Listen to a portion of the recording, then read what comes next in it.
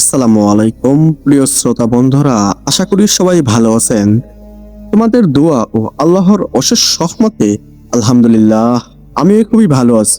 আজকের এই ভয়ঙ্কর ঘটনাটি পাঠিয়েছেন সুনামগঞ্জ জেলার বাংলা বাজারের জুমগাঁও থেকে আরাফাত হামিম। ঘটনাটি ঘটে যখন সে তার নানা বাড়িতে বেড়াতে যায়, আর যা ঘটেছিল তা আজও তার শরীরকে কাঁপিয়ে দেয়। তোর কথা না বাড়িয়ে সরাসরি ঘটনায় যাওয়া যাক। লিখছেন আরাফাত হামিম। আসসালামু আলাইকুম ভাই, আশা করি ভালো আছেন। ঘটনাটি ঘটে যখন আমি আমার নানার বাড়িতে বেড়াতে যাই। নানার বাড়িতে বেড়াতে যাওয়ার পরেই এই ঘটনাটি আমার সাথে ঘটে। গ্রীষ্মের ছুটি আর গ্রামের ছুটি মানেই নানা বাড়িতে বেড়াতে যাওয়া। গ্রামের পরিবেশ, খোলা আকাশ আর আত্মীয় স্বজনদের ভিড়, সব মিলিয়ে আমি প্রায় খুবই খুশি ছিলাম। নানা বাড়িতে আমি একা যাইনি, আমার অন্য খালারা, তাদের সন্তানরাও এসেছেন, খালাতো ভাইয়েরাও এসেছিল। দিনগুলো কেটে যাচ্ছিল খুব আনন্দে। একদিন দুপুরের দিকে সব মামারা আর সবাই মিলে ঠিক করা হলো পুকুরে মাছ ধরা হবে। আমার নানার নিজেরই পুকুর, পানি একটু ঘোলা, চারপাশে গাছপালা আর হালকা কাদা গন্ধ, একটা আলাদা পরিবেশ। সবাই জাল নিয়ে পানিতে নেমে গেল, কিন্তু আমি পানিতে নামিনি। আমি পুকুরের পাড়ে বসেছিলাম হাতে একটা বালতি নিয়ে।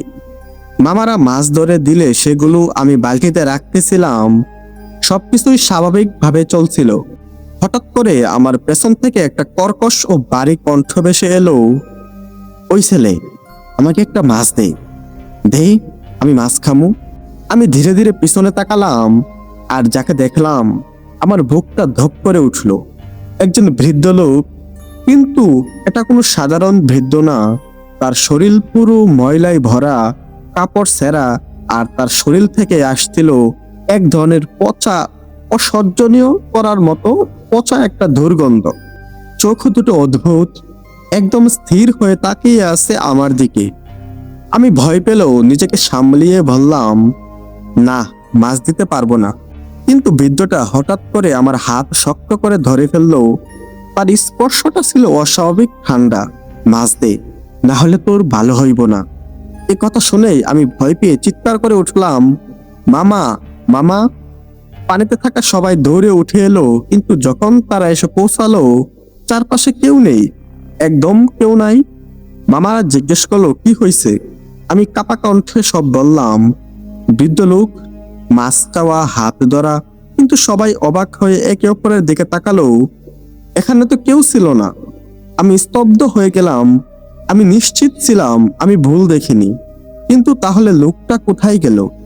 সেদিন আর কিছু হয়নি, কিন্তু এই ঘটনাটা যেন একটা অদৃশ্য ছায়া হয়ে আমার সাথে লেগে রইল। রাত নামলো, আর সেই রাতেই ঘটলো আরো ভয়ঙ্কর কিছু। রাত তখন প্রায় 1টা বাজে। সবাই খাওয়া দাওয়া শেষ করে ঘুমিয়ে পড়ছে অনেক আগেই।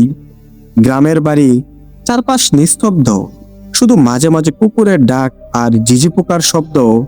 হঠাৎ করে আমার ঘুম ভেঙে গেল। ওয়াশরুমে যেতে হবে, কিন্তু সমস্যা হলো ওয়াশরুমটা ঘরের বাহিরে আর একেবারে কাঁচা। আমি ভয় পেয়ে আমার মামিকে ডাকলাম। মামি আমাকে নিয়ে গেলেন ওয়াশরুম পর্যন্ত। ওয়াশরুমের কাছে গিয়ে মামি আমাকে বলল, যাও, আমি বাহিরে আছি। আমি ধীরে ধীরে ভিতরে ঢুকলাম। চারপাশ অন্ধকার আর হালকা স্যাঁতস্যাঁতে গন্ধ। আমি আমার কাজ করতে লাগলাম। সবকিছু ঠিকঠাকই ছিল, কিন্তু যখন আমার কাজ শেষ করে পরিষ্কার হব তখন নিচের দিকে চোখ পড়লো, আর যা দেখলাম তা আমার জীবনের সবচেয়ে ভয়ঙ্কর দৃশ্য হয়ে থাকবে। ওই একই বৃদ্ধ লোক, দুপুরে যাকে দেখেছিলাম, ওয়াশরুমের ভেতরে নিচ থেকে উপরের দিকে তাকিয়ে আছে আমার দিকে। চোখ দুটো লালচে রঙের, মুখে বিকৃত হাসি, আর সেই পচা দুর্গন্ধ আবারও ছড়িয়ে পড়লো চারপাশে। এই দৃশ্য দেখেই একটা চিৎকার দিয়ে আমি অজ্ঞান হয়ে যাই। বাইরে থাকা মামি চিৎকার শুনে দৌড়ে ভেতরে ঢুকলেন। তিনি দেখলেন আমি ওয়াশরুমের উপরে অচেতন অবস্থায় পড়ে আছি। তখন এই বাড়ির সবাইকে ডাকা হলো, আমাকে দ্রুত ঘরে নিয়ে যাওয়া হলো। কিছুক্ষণ পর যখন জ্ঞান ফিরলো, সবাই জিজ্ঞেস করলো কি হয়েছিল। আমি কাঁপতে কাঁপতে সবকিছু বললাম। দুপুরের সেই বৃদ্ধ তাকে আমি ওয়াশরুমের ভেতরে দেখেছি, কিন্তু এবারও সবাই একই কথা বলল, ওয়াশরুমের ভেতরে কেউ কিভাবে থাকতে পারে। পরের দিন বাড়িতে একজন হুজুরকে ডাকা হলো। হুজুর এসে পুরো ঘটনা শুনলেন, তারপর কিছু দোয়া পড়লেন এবং বললেন, এই বাড়িতে একটা জিন রয়েছে যার নাম খবিস জিন। তারপর তিনি তাবিজ দিলেন এবং কিছু আমল করতে বললেন। কিছু সময় দোয়া দরুদ করার পর পরিবেশটা ধীরে ধীরে স্বাভাবিক হয়ে আসে। অজ্ঞান হয়ে যাওয়ার পর থেকে আমার সাথে কি কি ঘটছে সবকিছু আমি আমার মায়ের কাছ থেকে শুনছি। এই ঘটনার পর আমি আর এক মুহূর্ত সেখানে থাকতে চাইনি। আমি দ্রুত আমার বাড়ি ফিরে আসি। কিন্তু আজও রাত গভীর হলে একলা থাকলে আমার মনে পড়ে যায় ওই পচা গন্ধ, ওই চোখ আর ওই ভয়ঙ্কর বৃদ্ধের মুখ। প্রিয় ভাই, এই ছিল আজকের সত্য ঘটনা। এই প্রথম আমার কোনো ঘটনা লেখা। স্বাভাবিকভাবে এতে ভুল ত্রুটি থাকতে পারে, সেগুলো ঠিক করে নেবেন আর ক্ষমা সুন্দর দৃষ্টিতে দেখবেন। আপনারা যারা এই ঘটনাটি শুনবেন সবাই এই চ্যানেলটিকে সাবস্ক্রাইব করে দিবেন। আজকের মতো করে আমি বিদায় নিতেছি। আরাফাত হামিম, সুনামগঞ্জ জেলার বাংলা বাজারের জুমগাঁও থেকে। প্রিয় শ্রোতারা, আপনার সাথে ঘটে যাওয়া ভৌতিক ঘটনা, আপনার শোনা কিংবা জানা ঘটনাগুলো আমাদের মাধ্যমে শেয়ার করতে চাইলে আমাদেরকে ইমেল করুন বা পেজে মেসেজ দিন।